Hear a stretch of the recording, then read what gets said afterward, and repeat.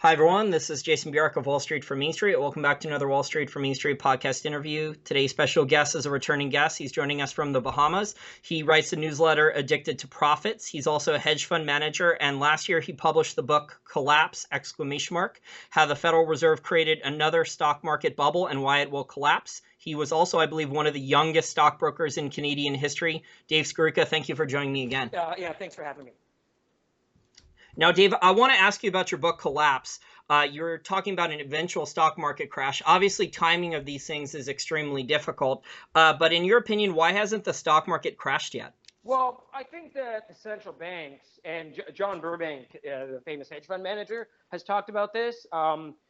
He was just on Wall Street Week recently talking about this, is that they're becoming very proactive.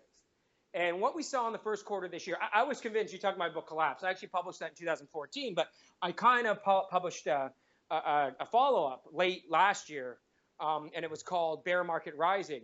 And it was the same theme, that I really thought in the first quarter of this year, we were going to be beginning to see a huge decline in the markets and kind of this deflationary trade where the dollar rallies and oil would go down and emerging markets would have difficulties, and maybe you would see some cracking up in the Chinese banking system and all of this sort of thing. And I really think that was happening. And then on top of that, we had problems in the Italian banks, which have anywhere from 15 to 30% non-performing loans. Deutsche Bank has, this incredible leverage on its balance sheet and derivatives, and it was showing signs of rolling over. And then what happened is China used a ton of foreign reserves to support their currency. They really loosened the strings on borrowing and kind of recreated another mini bubble in the larger markets, in the real estate market. Shanghai, Beijing, Shenzhen real estate. These places are all up 40 to 50% year over year. Okay, and then Europe increased the quantitative easing from 60 to 80 billion. The increase actually occurring in corporate debt, which then, if you look at the J&K or the HYG, the high yield debt markets, that really put a short-term floor under the junk bond markets and helped them to rally. So the central banks, I think what happened is they saw when the market was probing the lows, the market being the S&P, was probing its lows, and a lot of other markets were breaking the summer lows, that something was wrong in the credit markets, and then they got very proactive. And of course, the Japanese went to negative interest rates. So I think that's the reason why. Because if you look at anything, like we saw in today's jobs numbers, it's slowing. Industrial manufacturing is slowing a great deal. At this stage in the bear market, if you go look where you were, for example, we peaked last May. Well, a year into a correction or bear market, the market would usually be a lot lower. Like, in May or June of 2008. The market wasn't down huge, but it was down 10 to 15% from its highs, not only 2%. And I think the reason we have seen this, again, is how proactive the central banks will happen. Now, what I think is going to happen here is they are going to lose control somehow. And I mentioned all these problems. Maybe one of these big Italian banks blows up. Maybe Deutsche Bank blows up. Maybe China realizes they have to recapitalize their banking system, which would hugely devalue the yuan. Maybe these regional banks in the U.S. start going under if oil has another leg lower. I don't know what it is, but something big has to happen, like the quote-unquote Lehman moment. I think that's so big that it kind of starts this big liquidation and a big margin call, and the market just kind of goes precipitously downward, and the central banks really can't stop it. So it's got to be something bigger than they can handle, because otherwise they're going to continue to be proactive. Yeah, I think there's a lot of evidence to support your point that central banks are just doing so much intervention into markets. We have the Japanese central bank. I think they own an enormous percentage of the Japanese stock market and Japanese ETFs. They're buying so much of their own bond market. In Europe, we have, Mario Draghi doing massive amounts of intervention as well. And the U.S., I think the plunge protection team or PPT or whoever with these high frequency trading patterns, it just looks like, someone comes in, Dave, right on the chart patterns when the general market indices are about to fall further on crashes. We've had a couple times of this in the last 12 months. I think, in mid 2015 and then in December, January of earlier in the year, late last year, early this year, we had the charts on the major indices in the US about to start breaking down, and then something comes in and boom, the rally's back. I think, that's intervention. I think central banks are in there buying the S&P 500 minis futures contracts. And we know that China has attempted to, try to stop their stock market crash with a bunch of different tools. It's just very difficult to tell, when these guys are going to just let actually markets fall. What I would not argue, though, is that many different metrics you look at with the stock market is saying that the stock market's overvalued in the US. And then, miraculously, for whatever different reason, the market just keeps going higher. Well, when they intervene like that, what happens is, if you go look at the short interest on New York Stock Exchange, it's almost at record highs where it was in 2008, right before the crash. So of course, when you have this much short interest in the market too, then you do an intervention and it pumps the market a bit, and that triggers short covering, right? And because a lot of these hedge funds are just copying each other on trades, they may all be short the same thing, and they all have to cover the same thing. And I think a lot of them are short the Momo, the Amazon, the Netflix, all these stuff. So they kind of all got to cover at the same time as well, right? So that's why actually when my shorting, even though actually I do have a short position in Netflix, when I short, I actually kind of look for second tier companies that maybe don't have these big hedge fund trades on them, and they can maybe just then fall on their own fruition. But yeah, anyhow, so you get those central bank interventions. And actually, I think I saw an interview with Mark Faber, and he made the really excellent point that the U.S. Central Bank has $4 trillion on its balance sheet now, right? So what is it to them, back in February, when you could see that there were days where the market would just reverse all the time, right when it was at those lows?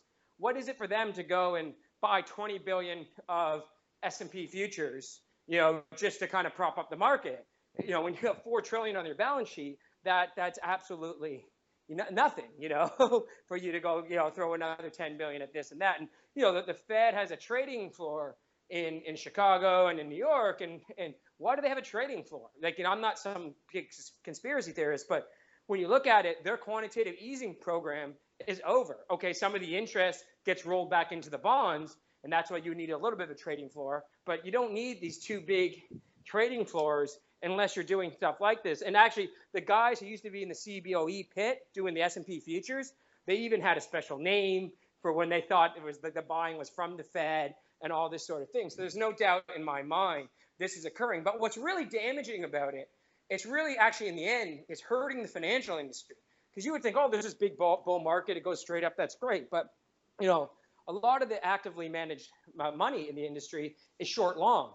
Well, your shorts don't work if the central bank, has their foot on the pedal, right? So it's just going to keep the car going accelerated forward without any stops or any declines. So that's what's going on right now. So that's why you're seeing all the problems that hedge funds are having. Now, a lot of them is there's too many funds, there's too many mediocre managers, but a lot of it too is without volatility in the financial markets and the inability to hedge yourself via shorts, it's really damning to the industry, because, if you go look at all the best managers, nearly all of them had nowhere near the declines of the market in 2008, or some of them, like, obviously Kyle Bass or Burbank, or got famous becoming rich off, the subprime meltdown. And then even guys like Soros was able to actually make a couple percent in his fund because he hedged.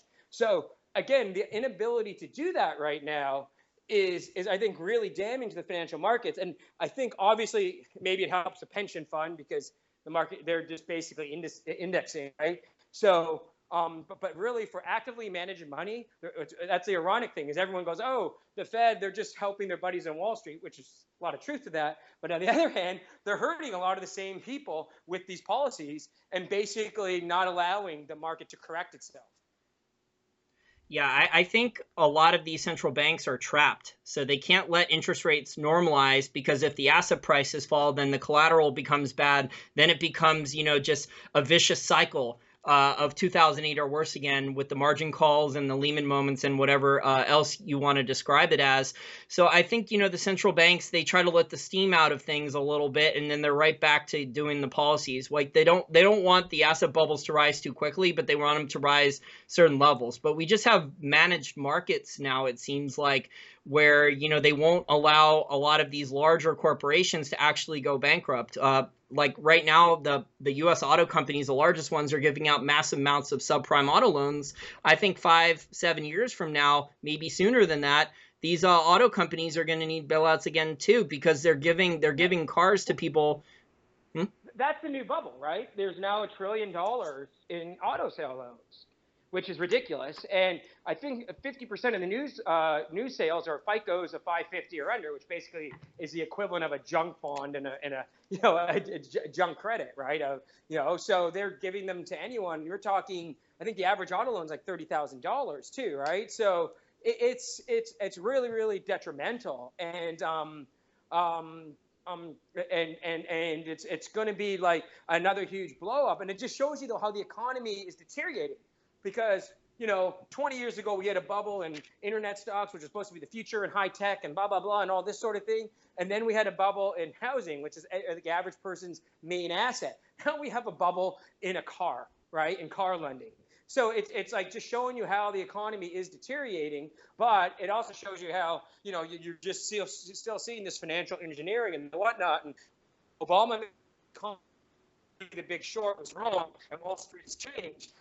You're talking about these leveraged loans, and a lot of them are packaged too. And the subprime auto and auto loans in general just shows you that nothing has changed. It's maybe just being done on a smaller scale because the average consumer doesn't have equity to tap into like they did during the main housing bubble 10 years ago. So I just think that's another disaster that's willing to happen. And that's the thing about what's going on right now. It's amazing to see the complacency in the market, because when you look at it, I mentioned China earlier, and the European banks, and the energy loans at regional banks, even larger banks in the United States, plus the subprime auto mess. It's pretty obvious. There's all these boondoggles again. And I even read recently that if you have an actively managed account, like certain accounts, they don't allow you to say go on margin in the account or the whatnot. But what they're doing, instead of that, is they will give you a loan on this actively managed account. So like say you have 500,000 with JP Morgan, they'll go and give you a loan for 100,000, right? I'm not outing JP Morgan individually because I think they're all doing this, but so basically it's a loan on the equity you have in these certain accounts that don't have the ability to leverage. So all these things are more signs of bubbles and that we're going to blow up again. But again, the central banks keep not letting it happen. I think one thing that's going on in China, just before I end here on this aspect of it, is I really think like Donald Trump, for example, has changed the game with them, because if they have to recap their banking system, they're going to have to devalue their currency, probably by 20 to 30%. So Trump will be right for the wrong reasons. He's saying that they're devaluing the currency because it's undervalued and they're just doing it to screw the U.S. on trade. If anything, the yuan is probably overvalued right now, and they're going to have to do it for that reason. But of course, if they did that and tanked the financial markets around the world, Trump's the shoe-in, right? So I think part of it is political that they're putting off because they have someone maybe they're kind of afraid of or the whatnot. So I think we have all these things that could potentially blow up, and I think they will. Okay, what's the offshoot of this is, we can talk about this if you want to in a second. I think we're going to have a massive global infrastructure buildup after the next bust. That's going to be the way to fight the next bust. The last bust was QE. I think the next bust is infrastructure. That's interesting. Actually, before we talk about another topic, I want to transition to another topic and ask you about our mutual favorite investor, Sir John Templeton. I consider him one of the greatest investors of all time. What do you think he would be buying right now if he was in the markets? We know that he saw the housing bubble collapse before he passed away. He saw that was going to be a major disaster. Do you think what type of stocks would he be looking to buy right now, or would he be heavily short a lot of things, or would he be in cash or something like that? Okay, so I think he'd probably be shorting these overvalued companies. He was never a short seller, but I've read everything about him. Of course, I live in the Bahamas, where he resided and all this sort of thing. And even the hedge fund that I'm setting up right now is called a maximum pessimism investment fund, or a maximum pessimism fund, and it's kind of based on that was his quote, that you buy at the point of maximum pessimism. And so basically, there's a great study by a guy named Maybain Faber, not Mark Faber, Maybain Faber. He's more of a mainstream value investor, and madefaber.com is the website, and he shows you what happens when assets drop 80 to 90% in price. And it's really interesting that if a sector or a country or an industry drops, 80 to 90%, the 3-year returns are usually 200% So you look at the gold stocks, that's exactly what they did. Now, John Templeton was never really a fan of precious metals, but he did buy mining stocks. I think base metal miners in the early 90s when they became very cheap. So who knows? He might have been buying some of the iron ore companies, which have had good rallies. He might have been buying such of the miners here as well. So and maybe he'd be buying coal stocks, which are also really extremely beaten up. And I don't know about the U.S. coal stocks because the political emphasis is to put them out of business. Margaret Thatcher put the coal companies out of business in Britain. It was for a different reason. It's because of the unions. It's being done now for environmental reasons. But anyhow, I think he'd be buying these very beaten up industries. And that's the great thing about maximum pessimism. Let's go back to the late 90s, 1997, 1998, right? The Asian crisis. You're in this big bull market in U.S. stocks. Everyone wants to be in internet stocks. But if you had actually bought South Korea or Russia or these countries during the 97, 98 crisis in emerging markets, you would have done much better over the next 3 to 5 years than being in the U.S. stock market, even the next 10 years, So when you're seeing these, and Russia, by the way, fell over, I think it was like 95% during the 98 crisis. So even Greece, I bought Greece in 2012 and sold out in late 13, early 14. And a lot of these Greek stocks went up, hundreds of percent because I bought it because the market was down 95% from its highs. So that is really the way to go. And you're always going to have a sector or a market like that. Now, you may have to wait a year or two, but it's like if you would have bought the gold stocks last year because they were down 80 or 85%, well, you would have returns of 100, 200, even 300% on some of these companies in just a few months this year. So that's really the advantage of maximum pessimism. Now, sometimes you're going to be early. Sometimes you might have to average down. That's why I always like to buy, say, 1 or 2, 3 times, or 3 or 4 times, because you never know, it might drop another 20 or 30% on you. But really, that's the kind of returns that you can get if you wait. Like, for example, in the market right now, the main stock market outside of gold stocks, I have a few tech companies and some other companies that are down 85%. But if you go look at what the casino stocks did in 2009, they all went to like $1, $2. And then a couple of years later, you could have retired just doing this one trade. Like these stocks were up 50 or 60 to 1, some of them, right?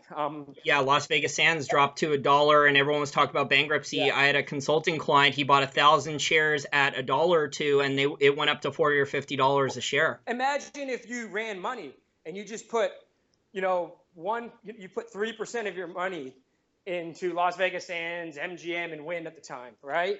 Well, you probably would have got a 30% return on your portfolio just by risking 3% of your money, right? That's kind of what maximum pessimism does. So what I'm saying, these tech stocks I've got on my radar is I think these are the kind of companies, and a lot of them used to be $100 companies that are about, say, 15, 10 now. But I think these are the kind of companies that will drop to $2 in a bear market because, they've already gone down a lot. And then those are the kind of companies that when you get the, not only the maximum pessimism point or what George Soros calls reflexivity, where the market now reflexes from being oversold back into a bull market or a bounce or whatever.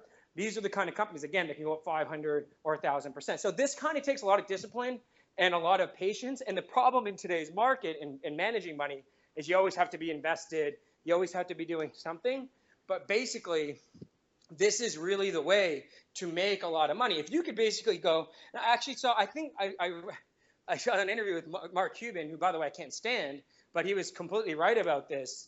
In 2011, he was saying it. Basically, what I do is I'll be 100% cash for a long time, and then when I see an opportunity, I'll come in there and swoop down when I think things are cheap. Like I think Cuban, even though he was just doing it personally, he was buying mortgage-backed securities in 2009, which was the time to be buying them, right? So like I think really you just need discipline. You just need to be patient. But I think one thing unique to the gold market right now, to get back, where I don't know if Templeton be buying there, but I've spent about 15, 16 years in the junior mining market, and a lot of these stocks tend to move in the second move higher or third move higher in gold.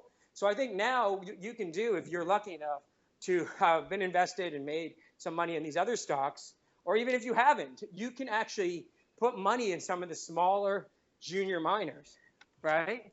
Yeah. And then that some of these companies, you need a basket of them because, like Doug Casey says, they are a burning match. So most of them, are never going to have anything economic and the whatnot. So, but I think that if you put a basket of these junior miners, they'll do really, really well. And like I said, a lot of them have not yet moved.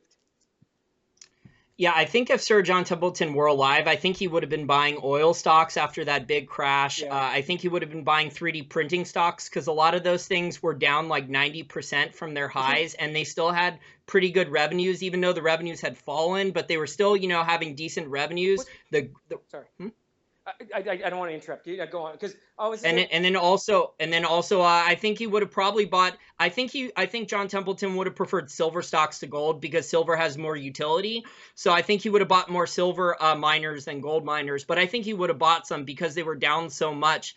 And one of the things about Templeton's investing style that was different from other value investors and Warren Buffett, and more similar, I would say, to Benjamin Graham, is he was looking for undervalued growth. So he would try to figure, he would look at the company and say, how long can they survive a downturn in their commodity price, and what's their growth picture of the company? Do they have some type of growth profile for 5 years? He tended to be really unique in that perspective. He did his own research on, a 5-year growth picture for future growth of a company. And that's how he made such amazing gains on some of his companies. He was able to, see industries that would recover and then also see revenue growth out of those smaller mid-cap companies when the cycle turned in their markets. Well, see, what's really interesting about that is what I was going to interject on was, what I really think you have to do when you're buying maximum pessimism is just what you're saying. You have to say if this company can survive the downturn, what are the future prospects? I'll give you 2 examples of companies that I actually bought.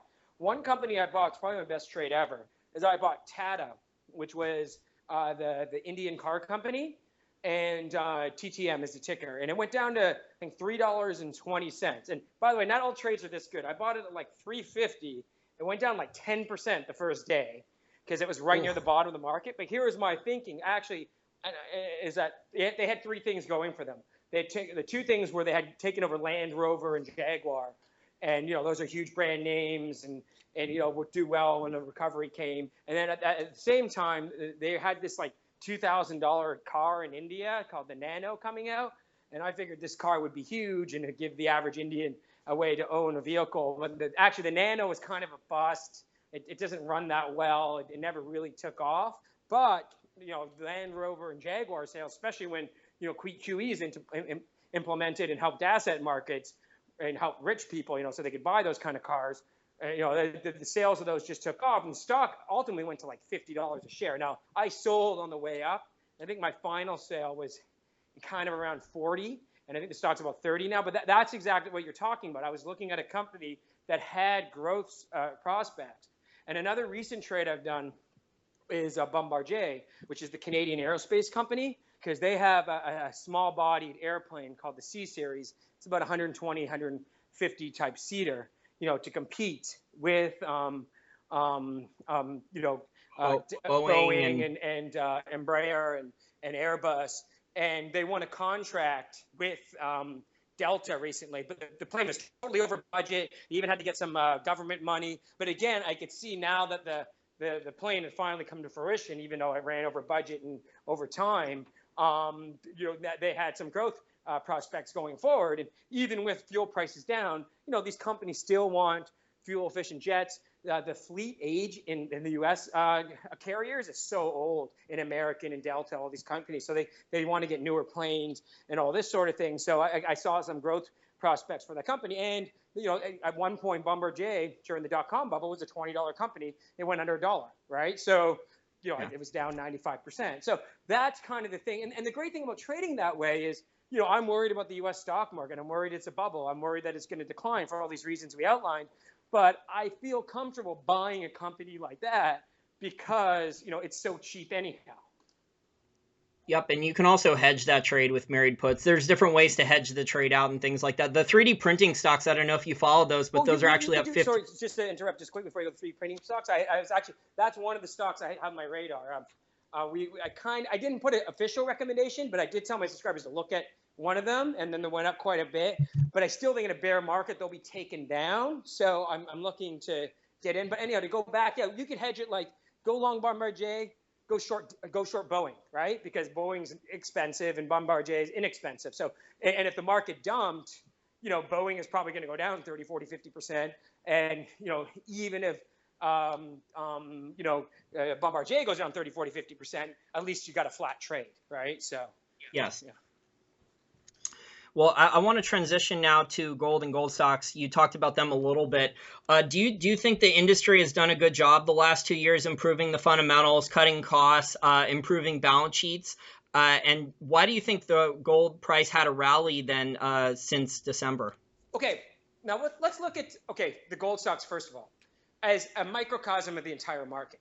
If you think that, IBM or, or these other companies are not making, due to cheap money, the same mistakes the gold companies made 5 years ago, you are terribly mistaken. What did IBM do wrong? What did what did Barrick do wrong? What did Newmont do wrong? They took on too much debt. Then they aggressively took over a lot of companies to gain production, and then it ended up when the gold price went down. These properties were not that good. They weren't producing what they thought. The price was too high, and sometimes they were in bad regions. Like Kinross had one of their mines basically shut down in Ecuador. So this is what happened. So it was a misallocation of cheap money. Now, being someone who is, I don't think I'm a gold bug, but being someone who is a contrarian, who does think that we still are in a secular bull market for gold, I kind of did miss that because I thought, oh yeah, the precious metals is a way to hedge everything, but the companies were making strategic errors. So I think when you see, Activision, the gaming company, take over King Media, the thing that does Candy Crush for $4 billion, more than what Disney paid for Star Wars.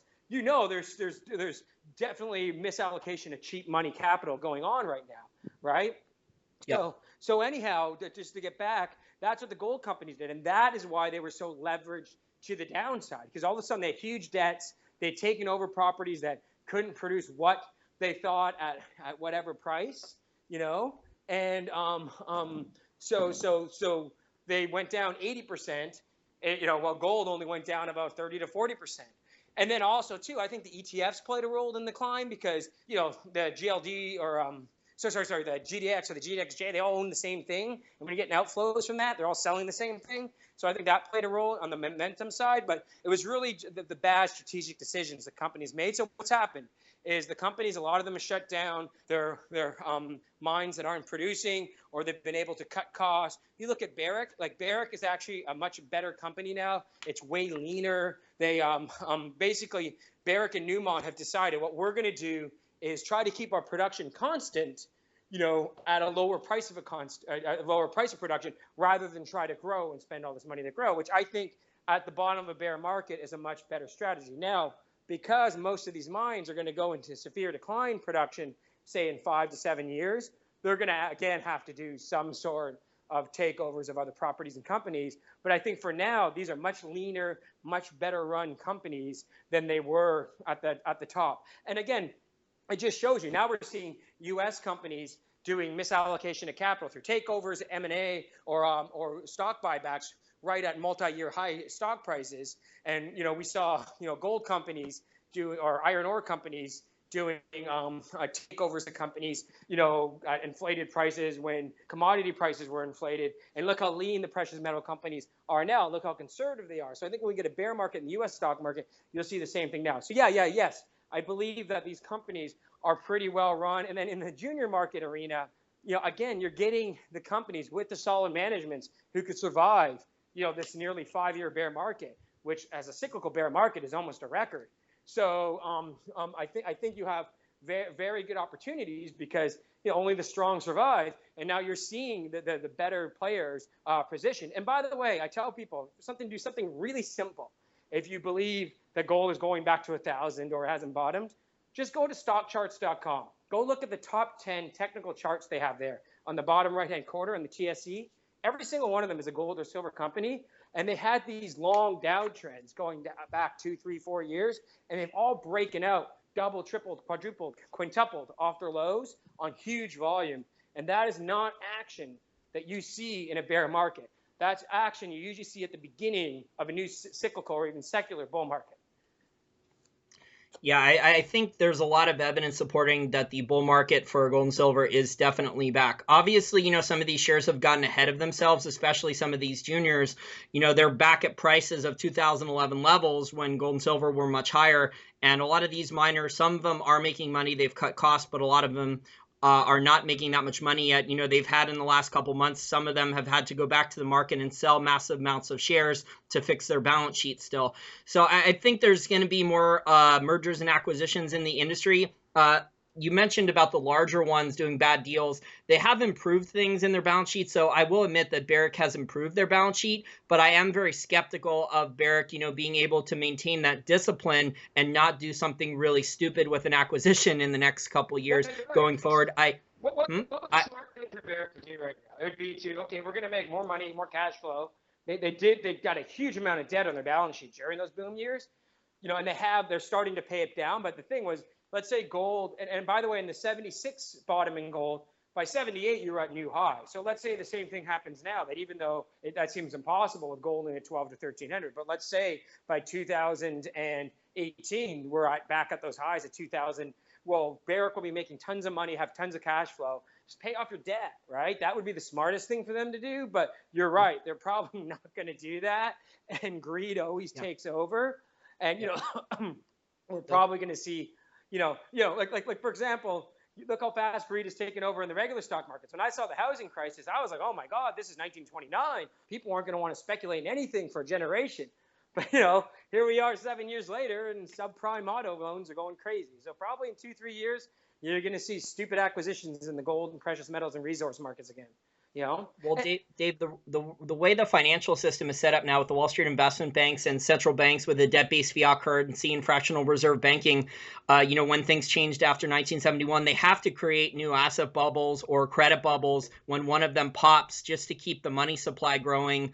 It's just that way, because when credit growth stalled in 2008, took a little blip, the whole system almost collapsed. So they basically have to find another bubble to reflate, or a new asset bubble or a new credit bubble or things like that. So they're always on the prowl looking for that. Like, I guarantee you, if gold and silver go up a lot again, you're going to have the investment banks calling these miners nonstop, trying to get them to do deals. What worries me with a company like Barrick is, they need to maintain cost discipline. So, for them to grow their revenues, they should look for low-cost mines rather than adding like a copper mine, which is, they made a $6 billion acquisition a couple of years ago, which was really stupid at the top of the copper market, or a high-cost gold mine to add revenues. So we'll see if they are able to maintain this discipline. They need to keep their costs low on their mines, though, to maintain their margins regardless.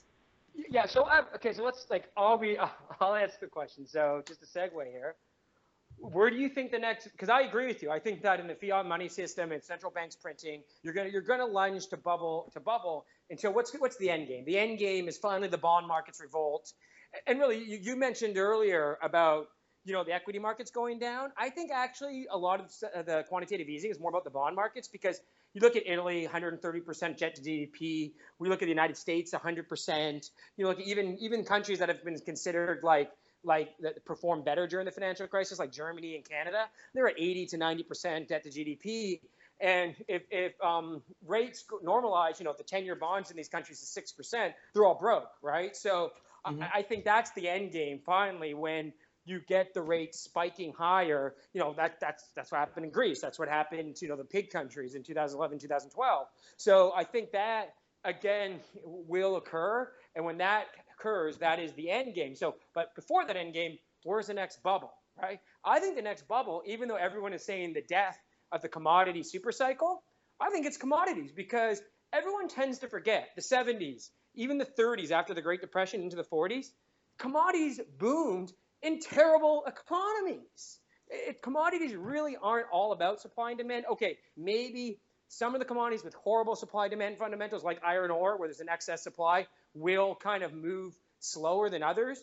But if they decide the U.S. goes to QE, you got, and say UK goes back to QE too, and then who knows, maybe Australia and Canada will join the party this time, and Europe's already doing QE, and Japan's already doing QE.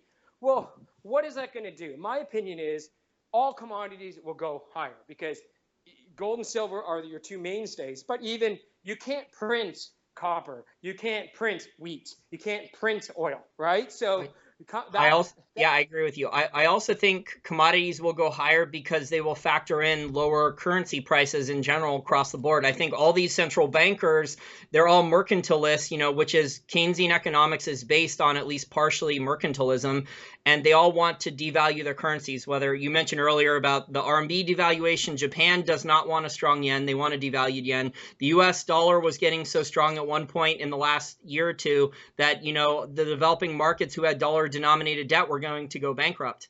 So we're in a situation here where, 5 years, 10 years from now, the currency values, the purchasing power of pretty much all these currencies is going to be a lot lower.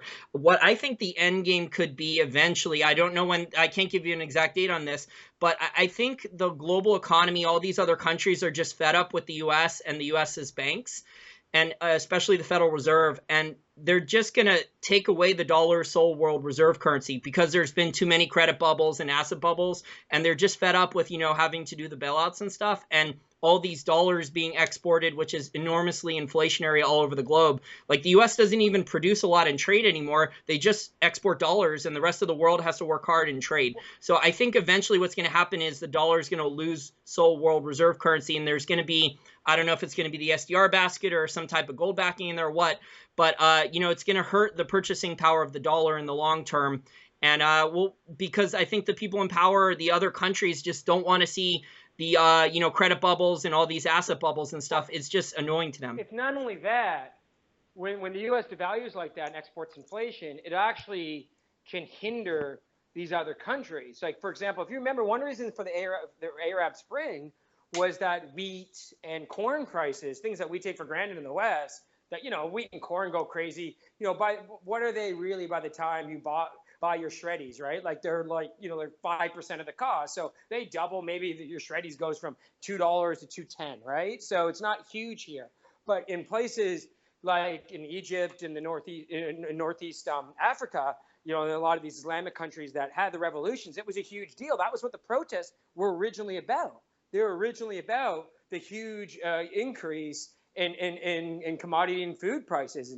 And I think they also had protests in India at the time in 2011. So if the U.S. goes on this path and does that, they're going to again export all this inflation to these countries where it's really detrimental, where the poor there, really like, the cost of wheat or soybeans or corn going out higher really, really affects the poorest person. And that will also be, a reaction towards that, right? So, and in terms, I think those prices are going to go higher because here's why. You talked about the currencies. Like, can I really be like, I like Jeff Berwick, but can I be like him and just totally bearish on the dollar? Well, the euro is a disaster too, and the yen is a disaster. Probably the biggest one that's a disaster, and the pound and even the Canadian dollar are all no good. So I don't know, is the U.S. dollar really going to crash against these things? Because they're all fiat currencies. Probably the most realistic thing is you're going to see the euro and the US dollar continue in the ranges against each other, and then commodities will go up crazy to reflect the monetary inflation which is going on. And remember, the one thing that we don't have is, I disagree with Jim Rickards on, we don't have currency wars. This is all coordinated, right? The US does QE, then magically Japan starts. Right? Then magically the European Union starts. They're all coordinating with each other, letting each other kind of take the baton. So at some point, now if one of the currencies falls too much, like if Japan blew up because of its debt problem, and the yen sank, you'd probably get the Chinese devaluing against them, or if the Chinese blow up because of their debt problem, the yen would probably, the Japanese would probably devalue against that. Then the currency wars could start. But as of now, I just see mass coordination going on with the central banks. And really, again, I think gold and silver and commodities are the way to play that. Now, this is the psychology. We talk about maximum pessimism. Guess what? No one's interested because the stock market has gone up for 5 years and commodities have gone down for 5 years. But if you go look at the DBA, which is the agricultural commodity. It went up huge today. It's breaking out. Obviously gold and silver shares have been breaking out. So we're seeing the signs of, and when I first got into the commodity game in 1998, it had nothing to do with growth in China and India. It was basically because I thought that all these central banks around the world would have to inflate, right? And that would just cause the prices of raw commodities to go higher. And obviously that worked out to 2011. But again, if you look at every commodity in the world compared to what was in 98 and now, I have no clue how like these Bloomberg commodity indices, I think it's because they're rebalanced all the time, are hitting 25 years lows because, copper was 70 cents. Well, now it's $2, even in this bear market. Gold was 300 and now it's 12 to 1300. Silver was 4 and now it's 16. Oil was 15 to 20, now it's 50. So I have no clue how these commodity indices are breaking down because every commodity I look at, even in this bad bear market, is 2 or 3 times higher than it was 20 years ago.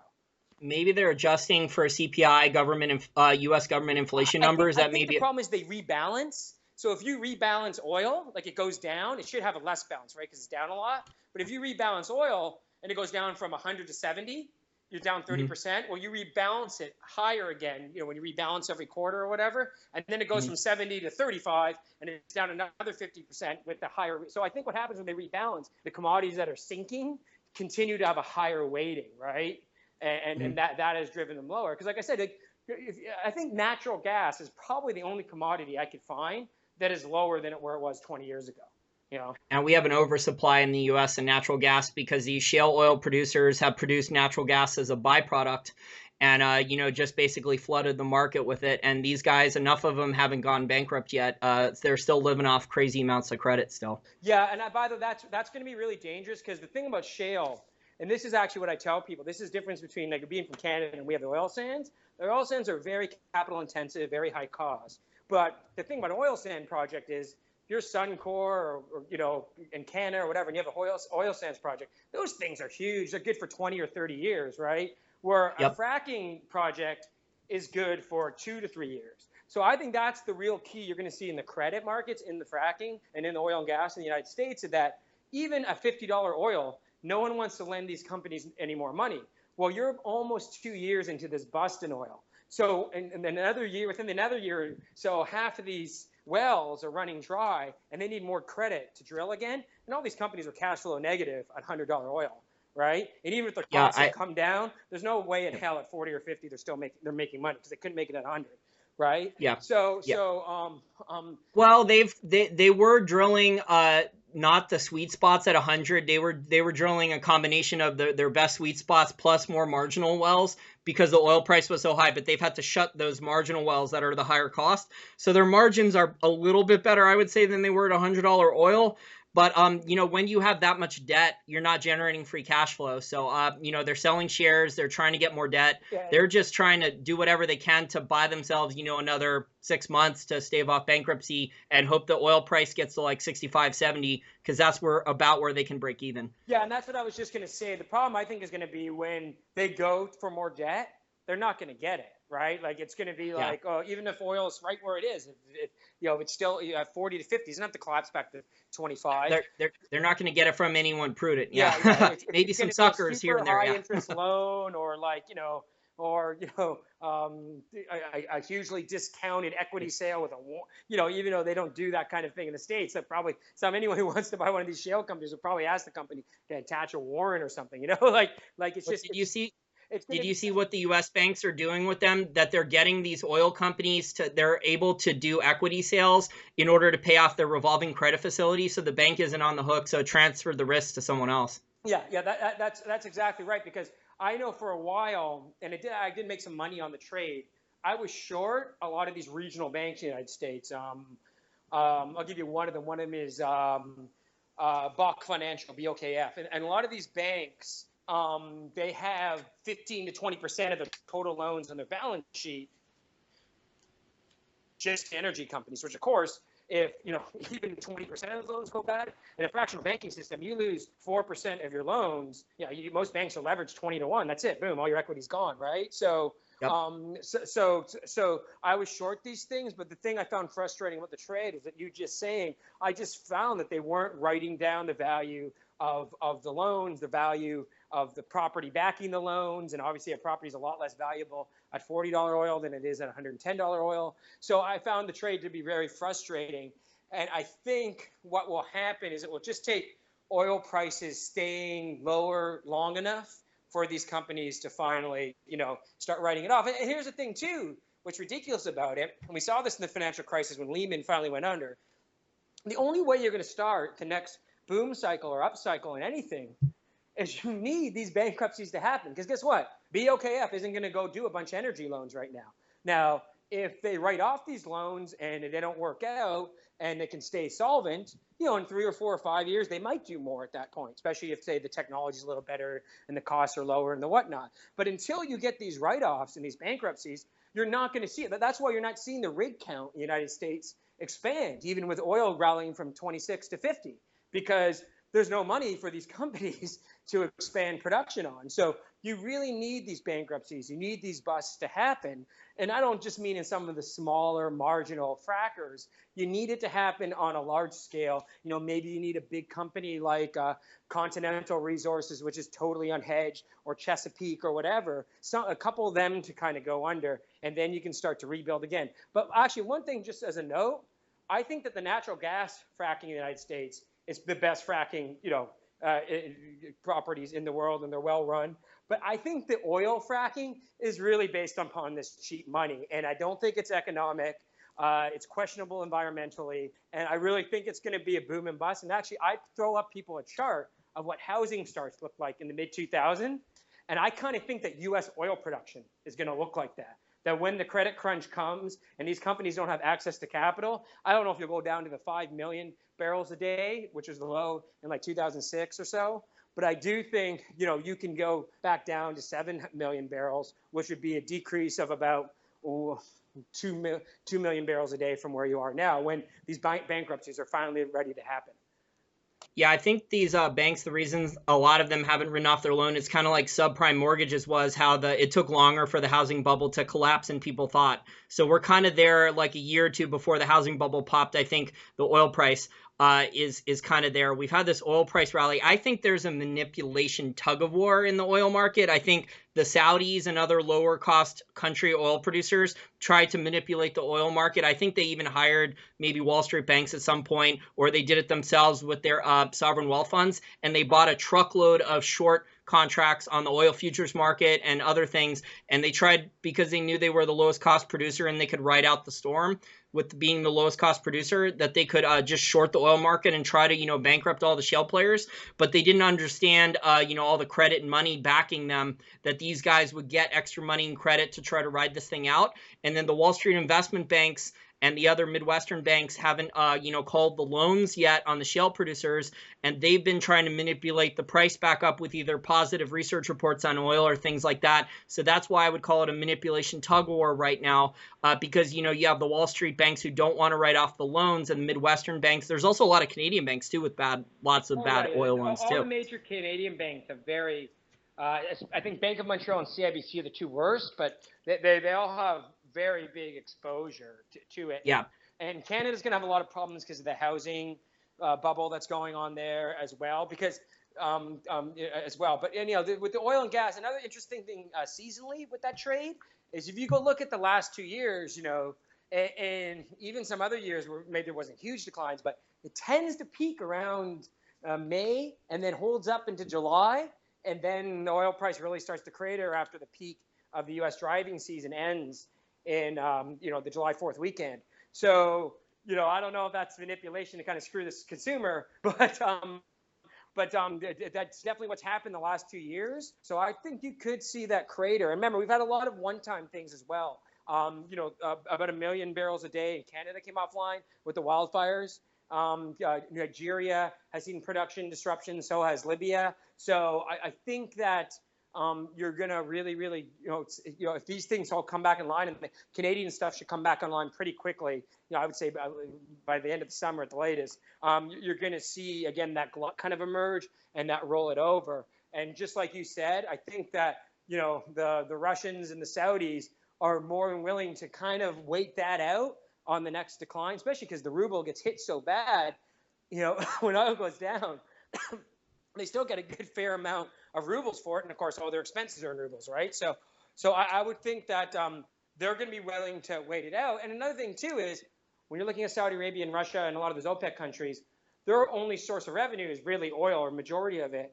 And in the West, we have a lot more diverse economies, so we're going to be more willing to say, okay, screw this, we're on to the next thing, than the Saudis and the Russians, right? So that's another reason they're going to be willing to just psychologically wait it out. But I'd like to end off on one thing, because you mentioned Canada and the Canadian banks, and I think that even though Canada is kind of, with Australia, seen as two countries that really held up in the financial crisis, and didn't have to do quantitative easing, didn't have to take over the banks. Canada really worries me right now, because the inflated real estate market is obviously zero rates, and low rates have something to do with it. But also, I think the Chinese coming in has a huge amount to do with it. And the problem with that is everyone thinks, like there was a study done recently that said the Chinese buy 100 billion of U.S. real estate, last year, and they're going to buy 200 billion in 2020. I seriously doubt that is going to happen, because I remember the 90s, and I remember the Japanese taking over New York and all these places in the 80s. And then in the 90s, when their margin calls came in and they lost a lot of money, they were selling them back to Americans, these properties, for a quarter of the price or half the price, because high-end stuff drops a lot faster. So I would be shocked that if the high-end Chinese, and they may be buying in only cash, but where did that cash come from? I'm sure these people are leveraged to the hill, and when that Chinese yuan devalues, or the credit bubble in China ends, they're going to be selling those properties in Canada, in Australia, and that could basically be the end of the credit bubble. And one thing that's really unique about the Canadian real estate market, and I don't know if you know this, because my parents are there, you get a mortgage not with a mortgage there, but they do it with a line of credit. So you just go to the bank and, okay, I'm buying this house. You fill out your form. And because it's so much less paperwork and less regulation, they'll give you a damn mortgage, and they get a little more interest off it with a line of credit. You're not even getting a proper mortgage. So, with all these people owning houses on line of credits, I think Canada real estate market is going to have some real problems. And of course, Vancouver is the dumbest market in the world. Zero Hedge does all kinds of articles on this, and the average price of a home is like $2 million, and they have that website that, is it a crack house or $1 million Vancouver home? And it's just, it's just ridiculous, And I think it's a real negative thing. I think even though I'm a libertarian and I'm for a free movement of money, we're going to have to rethink this, because, and it's gone on in London too, and you can't gentrify your countries, and you can't have illegal money laundering going on in the form of real estate just to make, just to inflate real estate prices, because it's really negative for the average person. How is the average working class person going to buy a home in Vancouver? They can't, right? So it's just like, well, not unless they can't make a down payment, then they can't pay with all cash. They have to get a larger and larger loan. Yeah. Then this is like the argument that they sell people. Oh, okay, just in the United States now, they tell people, oh, you can get a loan now. It's cheaper to own a home and pay a mortgage on it than to rent. In a lot of major cities in the U.S., they're advertising this, trying to get people to buy houses now still.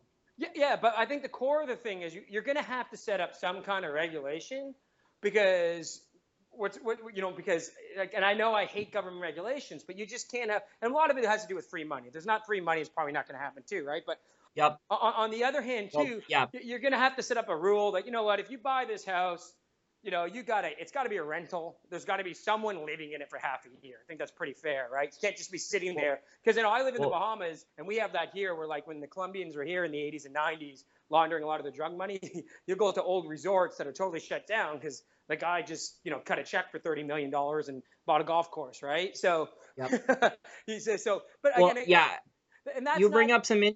That's not an anti-capitalism thing too, because part of capitalism, you're supposed to have a rule of law. And, like, for example, I'm sure you know this, the United States is now one of the biggest money laundering centers in the world. Like, when Hugo Chavez laundered his money, he did it in Andorra, which is, close to Italy, and he did half of it in the United States. Yep. Yeah. Well, U.S. banks are willing to work with him for the fees. So, I mean, U.S. banks get a little slap on the wrist now for laundering drug money. They get like a $100 million fine when they made tens of billions of dollars laundering the money. So it's a perverse system with incentives. What I would say, Dave, as a libertarian as well, is that regulation won't fix this. What will fix this is ending fractional reserve banking or drastically reducing the amount banks. Maybe free banking then. So if a bank wants to do fractional reserve lending, they don't get a bailout. And the depositors would know during the free banking era, there's books out about this, where depositors would get potentially extra interest rates loaning to a riskier bank, but they knew the bank could go bankrupt then easier because it was fractional reserve banking, and the depositor was willing to keep his money there in exchange for a higher rate of interest, more risk, more reward. But in general, central banking and fractional reserve banking cause all these moral problems. I think if we had sound money, I don't think we would have even half the problems we do in today's society. Well, I think with any of this stuff. The problem is it stems a lot from the governments, where a big problem with these governments is they're just scared of what's going to happen, right? Like China is basically, look at, man, if you're extreme left communist or you're a fascist, same thing, right? So totalitarianism, right? So China is scared that what happens when this all blows up, like, are they going to be, the communist government going to be overthrown? Obviously we mentioned the Arab Spring when part of the reason for this was terrible foreign policy in the West, but it was also because there was uneased over inflation going on in soft commodities. So the problem is too is that the same thing goes even in so-called stable Western countries. Like you look at the United States or Canada, you get these bubbles bursting. You're going to have unemployment increasing. You're going to have some more social tension, all this sort of thing. So that is really one of the reasons behind it. Now, you can say that the easy money caused all these things to begin with, but that's why it's kind of snowballing, because people are scared. Like, basically, in the end, you have to eat it, because we have these huge credit bubbles. And there's no way you're going to get out of this in an easy fashion, right? Yep. And the people who are going to get penalized are the people who did the right thing, the middle class people, the savers, the taxpayers, the people who are just building their small business and, weren't the ones doing money laundering or anything. They're the ones who are going to get screwed the most. So that's what pisses me off. One of the biggest downfalls of the West is unfunded liability. So a lot of the average people don't understand. I think the pension's theirs, but a lot of that, like Obama was talking about increasing Social Security yesterday, which is ridiculous. Well, Obama's just ridiculous in general. I mean, he's been saying now for a couple of months how much the U.S. economy is recovering, and look at the jobs report that just came out today. I think that's another problem with society. Forget all this. It's like George Orwell wrote the greatest book of all time, 1984, about politics, right? And Orwell is a leftist, but who really cares? Like, because the book was basically about government BS, right? And it's like, the chocolate ration has been increased and all this sort of thing. And why are Trump and Bernie Sanders popular? They're popular because there's tons of discontent, right? And everyone knows those numbers are nonsense. And they may be popular, maybe that's the wrong way to have populism reach, through a socialist and through a guy's a total populist, right? But that's the way, that's the way. This would not be happening if those numbers were for real, right? Like today was the most ridiculous. It's the lowest jobs number in 6 years, but now the unemployment drops to 4.7% because so many people dropped out. And here's another lie they tell you. Janet Yellen said this one time too. She said that the reason the unemployment, the participation rate's dropping is because, the baby boomers are retiring and, they're dropping out of, the system, right? Yeah. And that's total lie, because if you go look at the participation rate for people over 60 and over 65, it's at all-time highs. People aren't retiring because they don't have the money to retire. But if you look at the participation rate of under 25, it's totally collapsed. Right? So I guess all these under 25-year-olds are just so rich, they don't got to work, right? But that's not really the way it's working. It's just like, and I think that's a huge problem too, is you have these kind of Orwellian states where Obama wants to talk about that, but everyone knows that that's not really the truth, that other than people had money in asset markets, the average, I think like the average American family made like 48,000 back in like 1978 and make 53,000 now, which adjusted for inflation. Oh my God. Right. So, Um, um, so that's a major problem with it. And I said it may be through the wrong avenues, but Donald Trump and Bernie Sanders kind of represent this populist movement kind of against that. See, in the U.S. you basically have a two-party system, and in places like in Europe or like in Greece, you saw like a new party that didn't even exist till 10 years ago win the election, right? So in Europe, you get like multiple parties. In the U.S., you're getting populist movements within the two parties. And what's interesting too is most of the polls have Gary Johnson, the Libertarian, say in the high single digits, and the Green Party guy in the low single digits. And I've never seen that before in a U.S. election, right? And if you consider that basically 40% of the Democrat Party is voting for Bernie Sanders, and 50 to 60% of the Republican Party is voting for Trump, just think how many people are going against the mainstream of politics right now. There's been a few instances in U.S. history where there's been a third party for an election or two, like Teddy Roosevelt and the Bull Moose, that allowed Woodrow Wilson to steal the election, although the bankers were funding all three parties. And then there was, Ross Perot. But yeah, there wasn't a full movement where a third party had managed to, gain long-term traction and get election funding and things like that. So yeah, we'll see if these other parties will actually make enough votes to get campaign financing. The Libertarian Party of the U.S. is actually, I think if they can get 10% of the popular vote in the general presidential election, I think that they can get campaign financing going forward. They've gone very mainstream, right? They got two Republican governors or former Republican governors. They were on Fox Business too. Yeah, they had the debates on Fox Business, which is just rare because Fox Business normally doesn't like libertarians. Fox normally doesn't like them. That much. Well, actually, what's interesting too is because I do watch, obviously media sometimes, and I was watching Lou Dobbs, I think, and he had a couple of the people that do Red Eye and Greg Gutfeld's show on, and they were both saying they're going to vote for Gary Johnson, and I was like, what? Like when have you heard like mainstream commentators like say this kind of thing? So I don't know if it will lead to anything. 'Cause what happens at the election is, like the Republicans, especially because you have two polarizing candidates, right? And most Republicans really hate the Clintons, and a lot of the Democrats really hate Trump.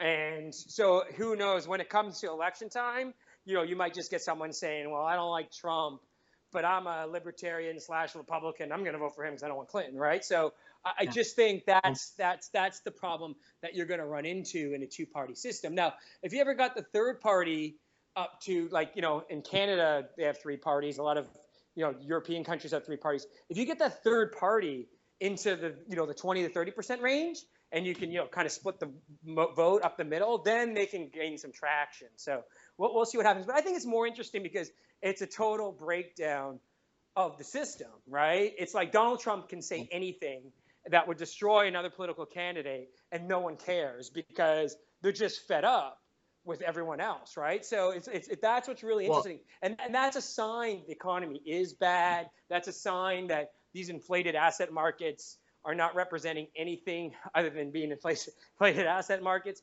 It's a real interesting sign of that. And by the way, I think the market is looking to roll over in the summer into the fall. If that happens, Trump wins for sure, like 100%.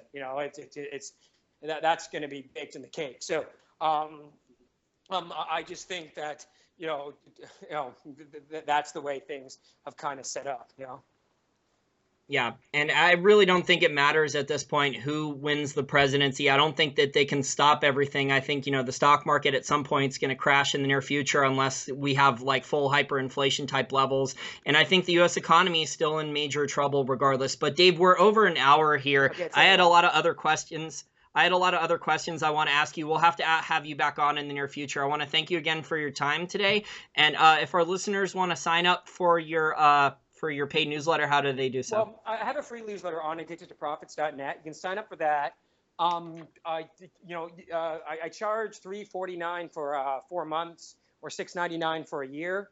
And, but we do special offers once in a while, which maybe something will be a little extra. I'm probably going to do one of those offers. Right now it's about the 3rd of June, probably about a week. I'm going to do another one of those special offers. So if you want to sign up for the free letter, I post podcasts like this and other videos that I do a couple times a week. And then you kind of get a feel for the newsletter. And then if you like it, you can sign up, when we do one of these offers. Okay, excellent. Well, thank you for your insights here. I really enjoy learning about Sir John Templeton. I read one of his books about his investing methodology about 5 or 6 months ago. I think he's a pretty amazing investor out there, and we just don't have a lot of investors nowadays talking about him anymore, despite him having one of the greatest track records of all time. Yeah, I know. And the great thing I love about Templeton, just enough on this note, is that we all know like Buffett or Soros or whatever, these guys have their own political, things going on. Templeton was like a real decent, honest guy, and he didn't really get involved in any of that. He was a philanthropist, sorry, and he was like a great investor, and we have a lot of these religious people who can be kind of phonies, and he was very religious, but he everyone I know, because I've met people in Nassau. I actually went to his memorial service in 2008 in Nassau, and everyone I know just says like great things about him. So he was a real like honest individual. So that's another reason to kind of like him on top of everything else.